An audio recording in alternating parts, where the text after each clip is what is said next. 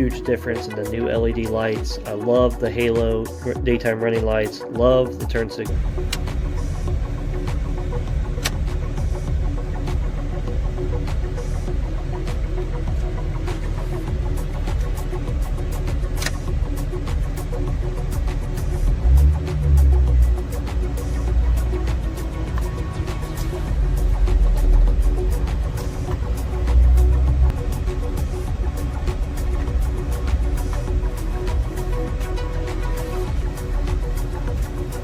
I'm going to put LEDs on my Jeep for some time now, and it's not a very difficult project at all. I just want to make sure you take all these screws out of the bezels here, 3 on the front bezel, and I had a little hard time getting this bezel off for some reason. I think the paint that I painted them kind of stuck on there a little bit, but that's a Torx 15 screw there if you wanted to know. Then there's 4 screws holding the inside bezel, and those are still chrome colored, and I wanted to paint those here and have them matching the front bezel. Again, I'm trying to do a all black theme Jeep, getting rid of all the chrome, stuff like that. Pretty old light, halogen light, got real dirty here, and those just unplug, very easy to come off. They didn't have a hard time coming off at all. Just unplug them.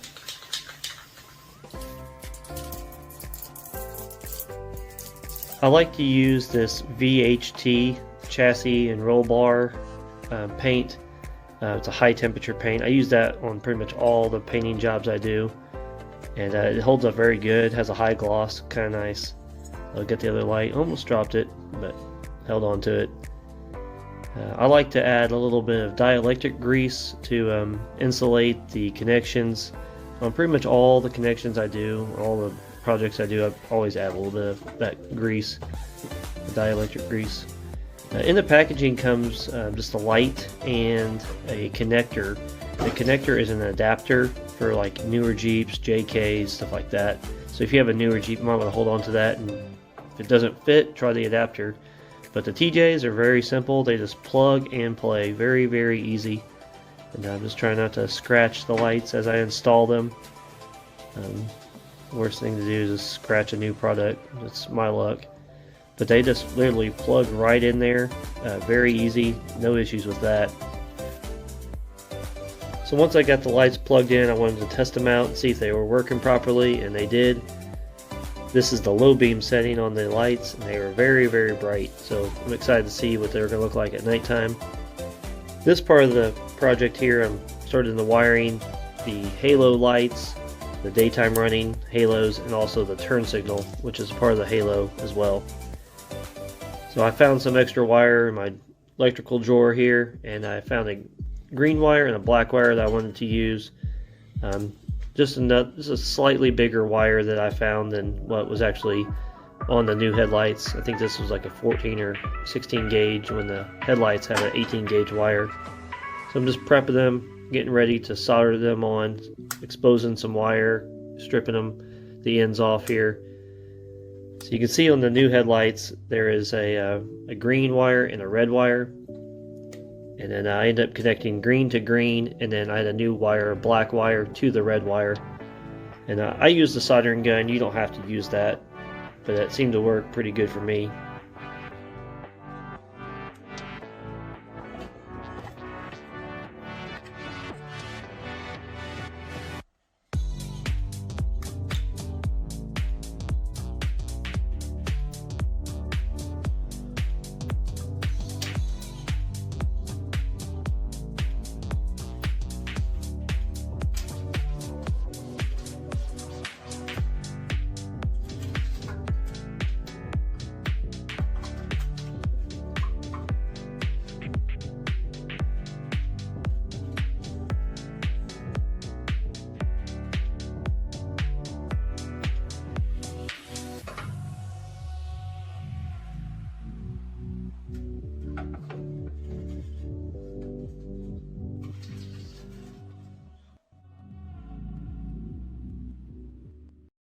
Here's where I did the soldering, those 2 wires there. I'm running it through this little gap by the grill and this fender here, if you can see it. And it comes down right here, pops out right there, and I'm gonna have to go solder to the power cord on the turn signal. So I'm going to add one of the wires to here, and then for the daytime running lights to the parking light here. So I'm going to have to splice into, I'm assuming this orange one here. So let's see, I'm not sure which one goes to which light.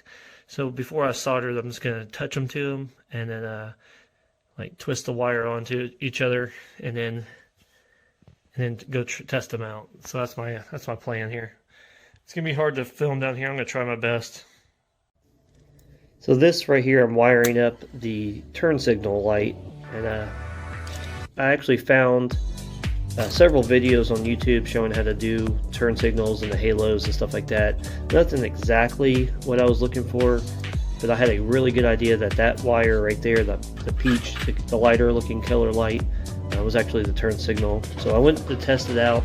The halo is supposed to be flashing yellow, and it's not. You can see down below it's flashing there, and I don't know if you can tell, but that green wire actually popped off what I did here. So I reconnected that and twisted it back on there. I thought I had the wrong wire at first, but then I realized the wire slipped off. So I went ahead and I tested it out again, and it seemed to work just fine, which I really like the look of that, the halo blinking orange like that. It's pretty cool. Now at this point, I'm soldering the new connections and stuff like that. So I'm about to move on to the daytime running light, which is the halo I want to run with my parking light. I was pretty confident that it was the lighter color peach wire. I actually went ahead and soldered that whole thing on, and I chose the wrong wire. So I had to take it off, patch up the lighter color wire, and then switch it. So that definitely was kind of frustrating. But then I got the light to actually work here. Alright, finally figured out the halo. So it wasn't the wire I thought it was. On the Jeep TJ, if you're wiring up the halo, it's the black-yellow wire.